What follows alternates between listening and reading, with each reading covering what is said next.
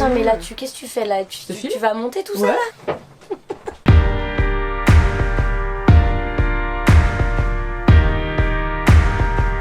Je suis Martin Lesson-Régny de la Fondation Tara Océan. On est en plein dans notre mission UNOC, qui est donc la mission qui va nous emmener jusqu'à la 3e conférence des Nations Unies pour l'océan à Nice dans désormais quelques semaines. On a déjà eu plusieurs escales pour activer des enjeux spécifiques à l'océan et qui seront notamment traités au moment de cette UNOC. Liverpool pour parler de la conservation de l'Antarctique, Brest pour parler des aires marines protégées, Etel des enjeux de pêche durable. Et aujourd'hui donc on est à Marseille pour traiter des enjeux de lutte contre les pollutions plastiques.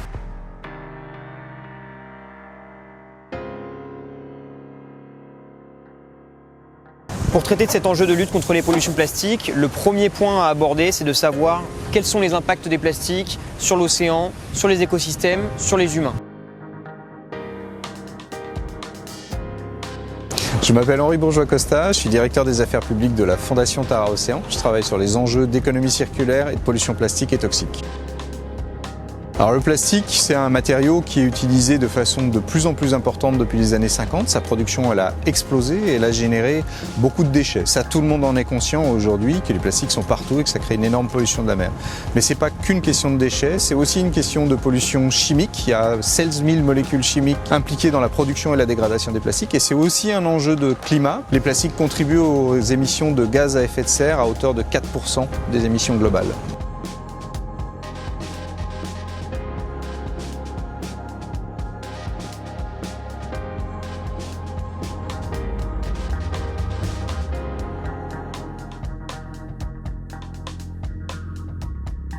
À chaque seconde, quand je regarde la scène, j'ouvre les yeux, je ferme les yeux, ce que je vois, en fait, c'est 900 microplastiques qui sont en train de passer. Il n'y a pas un échantillon dans les fleuves d'Europe où on n'avait pas de microplastiques, donc 100% des fleuves sont pollués. Ces petits microplastiques, ils sont partout dans la colonne d'eau, ils sont partout dans l'océan, ils sont partout dans les fleuves, ils vont toucher tous les animaux à tous les niveaux. C'est très important pour comprendre la diversité des problèmes des plastiques, de réunir à la fois des experts de l'environnement, mais également des sociologues, des juristes qui nous permettent d'aller de ce constat scientifique des impacts des plastiques sur l'océan et sur l'environnement vers les solutions et les outils à notre disposition ou à imaginer pour lutter contre ces pollutions. Aujourd'hui, on a un grand espoir, c'est l'idée d'un traité international sur le plastique. Et ce traité-là, qui est en cours de négociation et auquel la Fondation Tara assiste et participe, vise à réduire ces pollutions. Et pour réduire ces pollutions, on n'a pas connaissance d'autre façon que de réduire la production mondiale.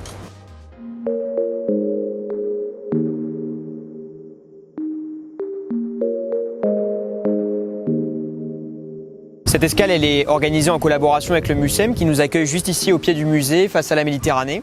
C'est vraiment un emplacement de choix pour nous, ça nous permet d'avoir également le public, la visibilité du bateau et d'accueillir un maximum de monde à bord.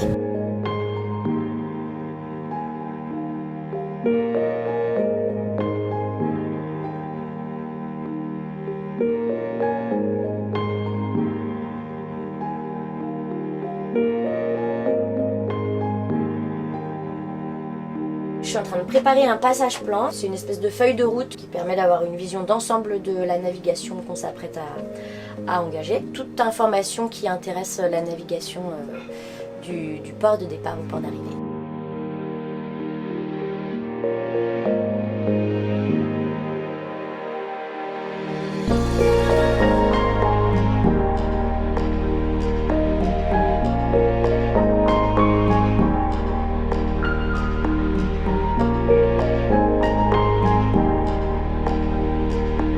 À la voile, Tara file sur la route de l'UNOC.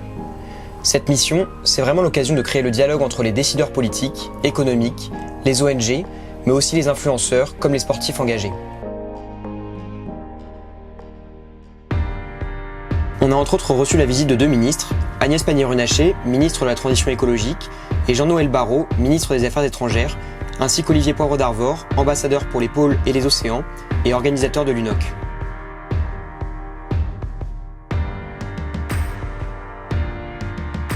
Au mouillage devant l'île de Porquerolles, on a aussi accueilli des influenceurs dans le cadre d'une résidence océan organisée par le collectif On est prêt. L'objectif, sensibiliser des créateurs de contenu à la protection de l'océan pour qu'ils puissent relayer nos actions auprès de leur communauté. Je sais pas si tu connais le bateau Tara. Ok, parle. C'est un bateau incroyable, il a fait le tour du monde. Et du coup là on va monter en haut du mât.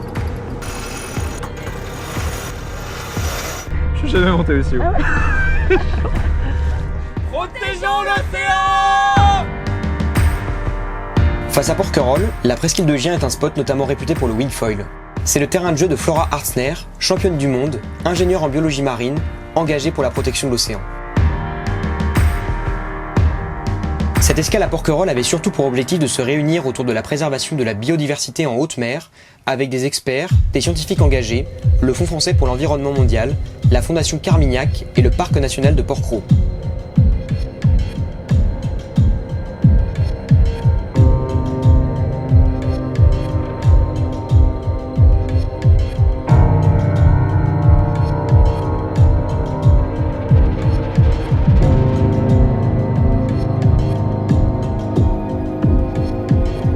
On a appareillé de Porquerolles ce matin, on a à peu près une soixantaine de milles pour rejoindre le port d'Antibes. Malheureusement, on n'a pas la météo qui est complètement avec nous, on a du vent dans le nez, un vent d'est avec une mer qui commence à se former un petit peu au large. On devrait quand même arriver sur les coups de 16h30 et on est très content parce que ça nous rapproche un peu plus de Nice et de l'UNOC.